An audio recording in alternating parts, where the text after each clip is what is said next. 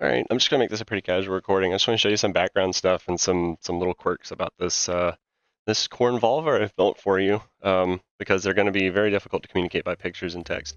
So I'm just going to kind of walk through it. So obviously, stand, gun, lore card. Really nothing to show on this, but so this thing turned out so much better than I thought it would. It's just I was printed. It was primed with a spray paint primer. It was sanded. It was sanded before it was primed. It was sanded and then it was touched on with Vaseline at all these places where I wanted it to look like chipped paint on the primer. So after that, I sprayed it with yellow spray paint on everywhere you can see that this was done. Let that dry, and then literally a matter of wiping away or pinching away everywhere that I had put Vaseline on it.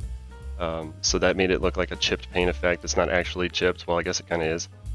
And then after that, what I did was made a really watered down acrylic black paint wash, which was, I had never done any of these processes before. This is all a first time for me, and I just literally just drenched it. I have a video that I'll probably share of that as well, because it took a lot for me to get this far on this thing, make it nice and yellow, and then just take black paint and just go right over the whole thing. So that's how you got the dirty effect. It's not actually dirty, obviously. This is just paint. It is all paint, and it has been sprayed with sealant, so it is all sealed in. So looks pretty good. That weariness effect, I'm really proud of that. Orange tip barrel, obviously, because this is not a real firearm. So it's made almost entirely out of PLA printing filament. That's what I do 98% of my prints out of. It's just easy to print with. The inside pieces, there are 4, maybe 5 pieces that are printed with a different material called ABS. The hammer, the trigger, and some of the gears on the inside. It is a much more durable material. It has to be printed at a higher temperature. So these are meant to be, like, you're going to have a hell of a time breaking this piece of plastic. You're going to have a hard time breaking the PLA too, but there's 2 different types of plastic in this model. And anything that was black was made out of ABS and was not painted.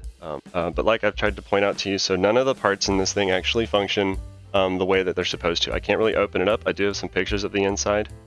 But really the problem here is that although most of the pieces work by themselves, they don't work together. For example, the cylinder comes out and it does spin, which you can kind of see isn't balanced, but that's okay. This isn't perfect. I did change a screw out right here that was originally bumping that, so you couldn't spin it. I mean, you can't have a revolver and not spin it, right? So now you can do that. And that's actually why in the corn shape you see this cutaway on the left and right side. It's on both sides for symmetry, but it was so that I could pop this out. At first, the design did not accommodate that cylinder popping out, so I had to cut away a big chunk of the of what was originally part of the corn design here. So it's again a little bit more background on it. This was an existing revolver model. I did not design the revolver structure or the model itself. I did 100% design this corn barrel. This was entirely my design, built to fit this existing revolver model.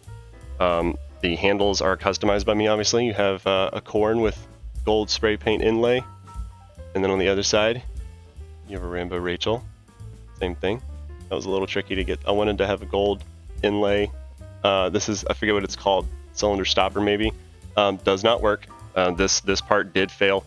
The release here that you're supposed to push with your thumb, don't push it. You won't even really be able to. I have super glued it to the body of the revolver. You'll even see when I tried to put this screw in, it split that arm. I just made it too tight. And instead of reprinting and trying to handle all this again, I've just basically, it's working on friction. So it doesn't really operate. I don't know how much life this thing might have, so you might just want to kind of leave it. This is like the open state. So it's been pulled back so the cylinder can freely release. But if you wanted to lock it down, and honestly it will look better on display, is if you seriously just, it's friction. So you just push this into the cylinder like that. So that's how it's supposed to be locked up, and now the cylinder can't pop out. It is latched in there. It does still spin. It doesn't really latch like it's supposed to, but the bullets won't fall out, nothing like that. So that's the closed state. Now, opening again, you're not going to like to do this. It's a little tricky. So again, it's friction, so you kind of just got to get your finger up here and pull it back away, or a tool or something. Be careful with it. So just far enough, you'll hear it click, You can kind of see where the indentation of the dirt was, and now he'll pop out again. So sorry about that. That's probably the part I'm least proud of, that this didn't stick right, but it's here. So next, the trigger does nothing. Inside of this, there is a latch where the hammer is supposed to come down and catch the trigger, and of course, the trigger would be to release that. However, they don't really make contact the way they're supposed to, and not to mention the spring that is up here that would push this hammer back into place is not strong enough. So the trigger basically does nothing. You can pull this all day long. It's just flexy squeeze. There's no click to it. The best part, and also the least functional part, is the hammer. This makes a nice, satisfying click when you pull it. You probably didn't capture that because it was on my headset mic. But when you pull this back, it's going to have a nice, satisfying click. Now, like I said, so it's pulled all the way back here. And I'm sorry, this video is upside down. It's pulled all the way back here. But you pull the trigger, nothing's going to happen. It's not even latched. So you literally just have to push the hammer back up yourself. You may not, again, friction. So you're gonna feel some resistance, but it will push back up, and then you can pull it again. Get a nice, satisfying click. That's probably the best part about the gun, is that click. So you push that back up. A little backstory on this piece right here. You see this hole in this split is completely off, and that's because that was a course correction. There's a piece inside, I'll have a picture of it, where the notch that this hammer pivots on to rotate back and forth completely failed on the print and just broke off. So instead of trying to super glue that, that's a lot of pressure to be pivoting on this and moving springs and levers and catches. So what I did was I said screw it, and I put a screw right through. This thing's pivot, which is a little higher than this screw that was over here that was just decorative. It did nothing except hold this piece on.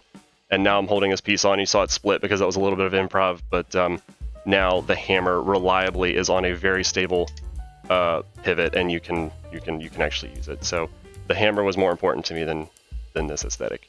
So none of it all works together like it's supposed to, because I'm gonna see if I can get a good view of this. So first off, the bullets. I'll talk about the bullets.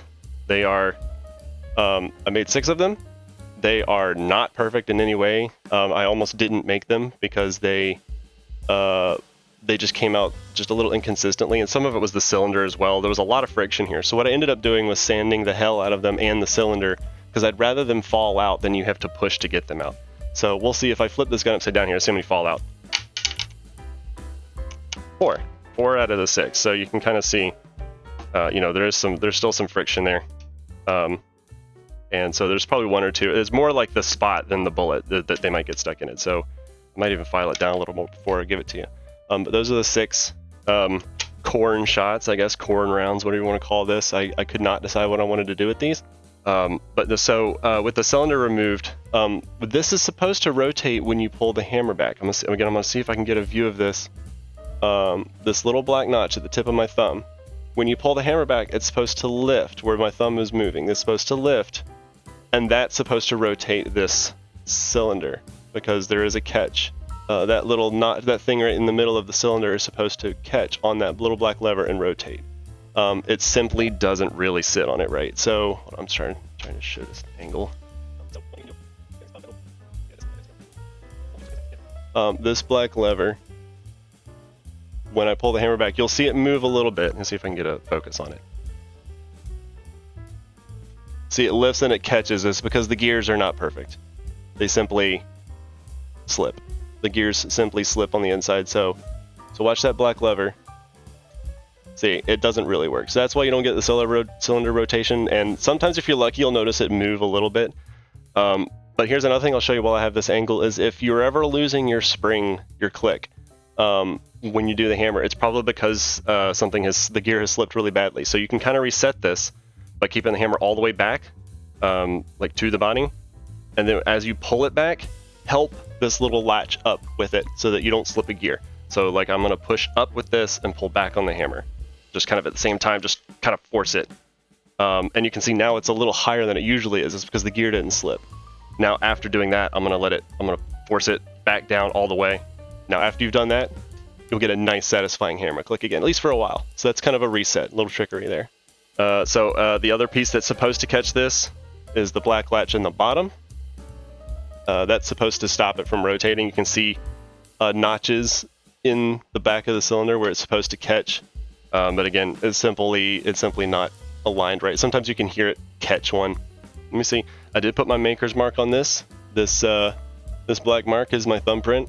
So instead of signing it, that's how you're getting my. That's my maker's mark. So there's not really anything to show with the stand. This originally just had the name of the creator of the Revolver model, and I printed out. I made a Rambo Rachel tag for it instead. And I did have to custom design this front piece for holding it because the front barrel originally was not designed in this shape, obviously, so it didn't really sit in this right. So I customized one of the legs of this as well.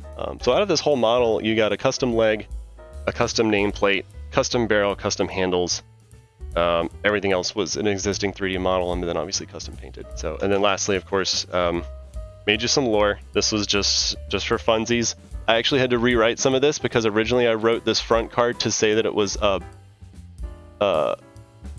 custom built for you. And then I had added all this lore about, being 100 years old and all that. And then I realized that conflicted. So I changed the wording and had to print it again and make another one to say that it was built, but then presented to you. It is number 1 of 1, certified corny. Happy birthday, Rachel. I hope you like it. I'm sorry it's so late, but I made sure it was worth it because you're worth it. I hope you had a good birthday.